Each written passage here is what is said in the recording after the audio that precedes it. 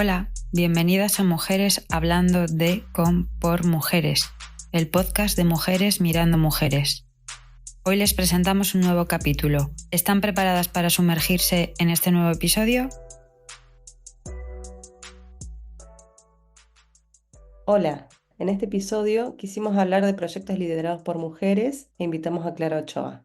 Ella es ilustradora y creadora de Virago y hoy viene a contarnos un nuevo proyecto. Hola Clara.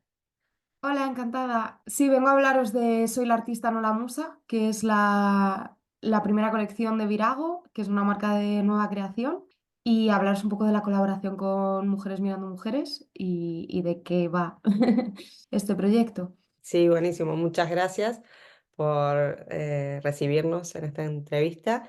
Y bueno, para comenzar me gustaría que nos cuentes qué es Virago y qué es Soy la artista y no la musa. Pues es una marca que hemos creado hace poquito, en enero, que consiste en productos de papelería con un carácter social. Entonces, Virago es como la marca más global, que esperamos que tenga más colecciones. Y Soy la artista, no la musa, es la primera colección con la que hemos arrancado, que consiste en 7 diseños, cada uno relacionado con una de las bellas artes, y cada uno de ellos representa a una mujer que ha sido invisibilizada en el arte, en la historia. Y bueno, cada uno de los diseños está en libretas, en marcapáginas y en ilustraciones. Hablando un poquito de la marca y del nombre de la marca, ¿no? La palabra virago tiene una connotación negativa, pero ustedes le dan un giro. ¿Por qué le eligieron como identidad? Vale, virago en realidad ahora mismo es una palabra en desuso y tiene, o sea, ha tenido a lo largo de la historia dos usos distintos. Primero se utilizó, viene del latín y se utilizó como una mujer fuerte, guerrera, heroica, y luego esto como que evolucionó un poco y estas cualidades se asociaban a lo masculino, entonces se empezó a usar como marimacho. Entonces, a mí me encantaba el primer significado y quería rescatarlo y dándole vueltas me pareció también muy interesante la idea de la palabra marimacho, porque a mí me lo llamaban de pequeña y a muchas conocidas, porque al final siento que la palabra virago siempre tiene algo que ver con la transgresión de género, ¿no? Con el no conformarte con los roles que se te han dado y querer luchar por hacer lo que quieras. Entonces, por eso me gusta mucho, en realidad, la palabra, a pesar de esas connotaciones. Y ahora que está en desuso, pues sea una forma de rescatarla dándole esa vuelta. Claro, otro significado, ¿no? Ujú. Resignificándola desde un lugar más positivo. Claro, y volviendo como al primer significado y apropiándote de esa capacidad de transgredir los roles que no te cuadran. ¿Y por qué crees que es importante esto de devolver a las mujeres el lugar que les corresponde en el arte? Bueno, o sea, siento que por un lado el arte en sí no es algo que esté como muy valorado ahora mismo, como que a mí me parece que tiene una capacidad de cambio a nivel cultural, a nivel histórico muy importante y muy trascendente y que es una forma de expresión vital. Y ahora mismo siento que está un poco como relegado, ¿no? Algo secundario, algo con menos impacto. Y luego dentro de eso, yo no tengo referentes artísticos de mujeres, yo no las he estudiado en el instituto. Siento que tienes que estar ya metido dentro del mundo del arte o dentro de una de esas artes para empezar a conocerlas. Tienes que investigar para que haya mujeres, para que salgan sus nombres. Siempre, siempre hay referentes masculinos y creo que es importante para la lucha de ahora, que rescatemos ese pasado, que tengamos una historia de la que tirar, que tengamos referentes y que no se queden en el olvido, porque además han sido muy importantes muchas veces en su época y luego han desaparecido. Sí, y un poco hablando de esas mujeres que son, supongo que muchas de las que incluís en las libretas, ¿quiénes son esas mujeres y por qué las elegiste? O sea, como un poco mi idea también en el proyecto artístico, o sea, esto es como un proyecto artístico muy subjetivo mío, que viene al caso de la siguiente pregunta. Entonces, mi idea era un poco que fuese como una conversación entre artistas, mujeres. Entonces, para mí es importante que sea un espacio de creación, ¿no? Que sea una libreta o un cuaderno en el que la mujer que lo recibe también pueda crear, ¿no? Mi idea era como la mujer rescatada, invisibilizada, yo que la ilustro y cuento su historia y su legado, y la persona que lo recibe, que recibe las dos mujeres anteriores artistas y crea algo nuevo, ¿no? Entonces me gustaba como esta idea, ¿no? De que fuese un lugar de creación, un espacio también la libreta. Vale, entonces con el tema de por qué la has elegido. Pues es que es muy, muy subjetivo porque es lo que te digo, que viene de un proyecto personal que empecé yo. Entonces, he querido seguir algunos criterios para la selección, pero es muy difícil porque hay tantas mujeres invisibilizadas en tantos ámbitos, tantas tías tan chulas que he conocido ahora investigando, que es muy difícil seleccionar a solo una. Entonces, mi idea era dar una pequeña pincelada, invitar a que la persona busque más, se informe, conozca, ¿no? Entonces, bueno, te voy a ir contando un poco quiénes son, ¿no? y los criterios que he seguido, y voy a intentar no liarme mucho con esto. Primero he pensado un poco en la trascendencia que tenga su legado, ¿no? Su obra. Entonces, por ejemplo, Rosetta Tarpe es la madrina del rock and roll, fue la primera que tocó acordes de rock and roll y no se la conoce, no se habla de ella a no ser que estés dentro del mundo de la música, a lo mejor la citan Elvis Presley, Chuck Berry, es una tía impresionante que además no solo se enfrentó a ser mujer, sino que también era afroamericana. Entonces, bueno, me parece que su legado es muy fuerte y que no se habla de ella. También me pasa con Lotte Reiniger. Esta fue una mujer que hizo el primer largometraje animado, inventó la técnica del multiplano. Es muy impresionante igual su legado y no sabemos de ella. El multiplano se atribuye a Walt Disney. Entonces, me parece como muy importante darles el sitio que corresponde, ¿no? Entonces, primero fue un poco la trascendencia. Luego también quería que realmente estuviesen invisibilizadas, porque siento que siempre volvemos a muy poquitas mujeres, ¿no? que tienen mucha visibilidad y entonces, pues, no sé, Frida Kahlo, Zaha Hadid, son nombres que se conocen, que siempre se vuelve a ellas, igual que el imaginario y las referencias masculinas son muy amplias, de mujeres son pocas. Entonces yo quería hablar de otras mujeres que he descubierto. Entonces, en este sentido también me he dado cuenta, esto ha sido como un poco a posteriori, no era un criterio por el que me guiase, lo he descubierto un poco a posteriori, que me gustaban mujeres que no solo tuviesen trascendencia por su legado artístico, sino también un poco por su personalidad y por su lucha, ¿no? Entonces, por ejemplo, he descubierto a María, se la conoce por María Martins, pero en realidad ella es María, porque no quería ser conocida ni por el apellido de su esposo ni por el apellido de su padre, ella siempre firmaba como María, entonces como el hecho de esta lucha en sí, ¿no? Ya me parece muy potente, entonces siempre he ido buscando mujeres que tuviesen esta cosa de también darle una vuelta y luchar con su propia vida, ¿no? y con su forma de existir.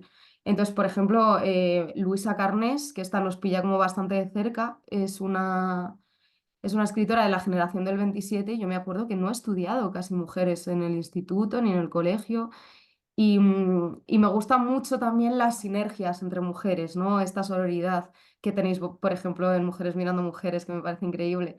Y Luisa perteneció a las Sin Sombrero, que eran un grupo de mujeres de la generación del 27 que eso sí, o sea, el nombre viene porque se quitaron el sombrero en plena Puerta del Sol, que es una forma de reivindicación de vestir como quieras, de poder enseñar la cabeza en público, de dejar libertad a tus pensamientos, ¿no? Pero eran un grupo de intelectuales que se apoyaban entre ellas, crecían, y por ejemplo aquí está Maruja Mayo, que ahora sí se está hablando mucho de ella. Entonces, a mí me encanta Maruja Mayo, pero decidí que en vez de hablar de ella, prefería hablar de Luisa que no se la conoce tanto. Además es que me leí su libro y me parece, bueno, tiene muchos, pero de los más conocidos es Tea Rooms y me gustó muchísimo de lo que habla de mujeres pobres, de la lucha que tienen, ¿no? De trabajos sencillos y es muy bonita, la verdad, cómo escribe, su lucha, se tuvo además que exiliar. Entonces, bueno, es un poco también como las vidas que ellas han llevado. eh, Otro de los criterios que a mí me llevaba, ¿no? a seleccionarlas. Por ejemplo, también Minette, que es la arquitecta, esta es de Sri Lanka y es una mujer que nunca se casó. Ella aprendió modernismo, se fue fuera en contra de la voluntad de su padre y se fue a aprender, a estudiar con los mejores. Y además es que creo que en Sri Lanka no podía estudiar, entonces luego volvió y con todo lo que había aprendido se dedicó a hacer casas más adaptadas a todos los estratos sociales. Eso ya te digo que es que la criticaban mucho porque no se casaba, no formó familia, entonces como que igual eligió un poco su vida y lo que ella quería. Entonces, bueno, como que para mí esto era muy, muy, muy importante. Es que casi todas son ejemplo de esto porque me he dado cuenta de que era brutal. Jacqueline, que es la pintora, es una pintora fobista que igual estuvo fue muy importante en las vanguardias. Pues es que de hecho en pintura a mí me es muy difícil porque yo soy ilustradora, entonces yo conozco a muchas y quería hablar de todas. Y me encanta Camille Claudette, por ejemplo, que estuvo un poco a la sombra de Godin. Me gustan muchísimas señoras, pero bueno, Jacqueline me encantaba porque, bueno, ya perdió un hijo, estuvo casada y salió de eso, dijo que no quería más esa vida familiar, que quería pintar y se puso a pintar en sábanas y en cajas de cerilla porque no tenía otra cosa. Y a partir de ahí consiguió entrar en el salón de los impresionistas. Fue, no sé, es una tía muy chula. Vale, y luego aparte de eso, para mí era también muy importante hacer una representación más global, porque igual que es muy difícil encontrar mujeres en vez de hombres a nivel artístico de referencias, también es más difícil en cuanto sales de Europa o de América. Entonces, por ejemplo, María es brasileña, Minet es importante como arquitecta, como persona asiática también dentro de la arquitectura, no solo como mujer, ¿no? Y ha tenido como mucha lucha las dos como para que también en sus continentes, en sus países, ¿no? Se le dé peso al arte, se vuelva un poco la mirada hacia allí. Entonces, ese fue otro de mis criterios, ¿no? Que hubiese más representación. También, por ejemplo, Rosetta se cree que es queer, porque tampoco es tan fácil saberlo. Y también a nivel de literatura me gustaban mucho otras como Safo de Lesbos, me encantaba, que tampoco se la conoce tanto. Lo que pasa es que sí me di cuenta de que había seleccionado a casi todas del siglo XX, porque creo que las siento más cercanas, más recientes, ¿no? Ya había empezado cierta lucha y creo que me ha sido como más fácil también encontrar información sobre ellas, ¿no? Y siento que eso, como que nos pillan más cerca, ¿no? Más accesibles y además me gustaba un poco como la idea de imaginármelas todas en cierto punto, ¿no? Cercanas, compartiendo cierta sinergia. Pero es lo que te digo, que es muy difícil seleccionar a una sola y para mí es una pequeña pincelada. Yo no soy historiadora del arte, realmente no tengo ningún criterio objetivo, ¿no? Ha sido todo muy subjetivo. También a mí soy rockera, me encantan las vanguardias, me encanta el cine de animación, entonces todas van un poco por un poco un criterio personal, ¿no? Y creo que todo el mundo puede investigar para ir hacia lo que le guste, ¿no? Para conocer a más mujeres. Ah, bueno, y se me ha olvidado mencionar a Bronislava Nijinská, porque el mundo de la danza era muy especial, ¿no? Porque siempre ha estado más asociado a la mujer, el mundo de la danza. Entonces, no había tanto, pues no existía esa invisibilización hasta que subes a cargos de más responsabilidad. Entonces, esta mujer es una coreógrafa que tuvo muchísimo peso de Rusia y se conoce muchísimo a su hermano, que es bailarín, Vladislav Nijinsky, pero no se la conoce tanto a ella, entonces ha quedado un poco a la sombra de su hermano y ella tuvo más peso a la hora de hacer cosas nuevas con la danza. Por ejemplo, fue una de las primeras que hizo personajes que pudiesen ser tanto interpretados por mujeres como por hombres. Em, es igual, es una chica increíble que ha quedado relegada, ¿no? A la sombra de una figura masculina. Y bueno, creo que ha sido un poco este mi criterio y creo que las he presentado un poco a todas. Sí, buenísimo, muy, muy lindas historias. ¿Y cómo fue ese proceso de creación de las libretas? Vale, bueno, pues esto empezó hace bastante, empezó hace como 4 años. Yo quería colaborar con la otra asociación con la que colaboramos de momento, que es una asociación de malos tratos, se llama Comisión para la Investigación de Malos Tratos a Mujeres. Y le propuse a unas amigas, hay una conocida que crea libretas artesanales y propuse esta temática, esta idea de las 7 libretas, las 7 bellas artes y tal, y empezamos a desarrollarla. Pero bueno, como todo al final es un poco de nuestro tiempo libre y tal, no llegó a término, por trabajo, por cosas, no se pudo continuar. Entonces, hace poco hice una exposición y mi primo vio el proyecto y me dijo que era una pasada, que era increíble y empezamos a hablar, a ilusionarnos y quisimos llevarlo a cabo otra vez y volver a darle el empujón. Entonces contacté con mis compañeras con las que lo había estado desarrollando, igual por trabajo, por tiempo, no han podido, entonces dije, tiro yo con ello, no pasa nada. Entonces, nada, a partir de ahí ha sido un poco una vorágine de contactos, de ir a la imprenta, de elegir cosas, de colaboraciones con mujeres, pues con nuestra copy, con fotógrafas, de conocer un montón de proyectos muy chulos y artistas increíbles. Y bueno, ahora mismo estamos todavía empezando, ¿no? Lo hemos lanzado hace súper poquito. En abril empezamos. ¿Y cómo crees que estas libretas pueden contribuir a la reflexión sobre el papel de la mujer en el arte? Vale, o sea, siento que este proyecto no es un proyecto muy en profundidad, sino que es algo más, más genérico, ¿no? A lo mejor más accesible. Entonces, mi idea era un poco que siento que esta conversación ahora existe, ¿no? Pero existe más en mujeres a lo mejor dentro del mundo del arte, más jóvenes. Entonces, quería ampliar este alcance. Entonces, mi idea era hacerlo en un formato físico que a lo mejor no tuviese por qué llegar solo a la gente que está en el mundo digital, que fuese, pues eso, más transgeneracional. Tú abres la libreta, te explica un poco en qué consiste el proyecto y en la segunda página te invita a buscar la historia de la mujer.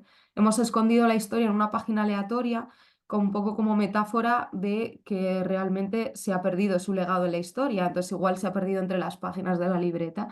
Entonces, siempre como nuestra frase es de invitarte a buscar, a conocer, a aprender. O sea, yo te puedo dar una pincelada, te puedo dar un primer vistazo, pero no sirve de nada eso si realmente luego no hacemos todos el esfuerzo colectivo de conocerlas, de rescatarlas, de leerlas, de ir a sus exposiciones, de escucharlas. Entonces, para mí es más eso, ¿no? Como llevar la conversación a un público más grande y invitar, ¿no? A conocer y explorar.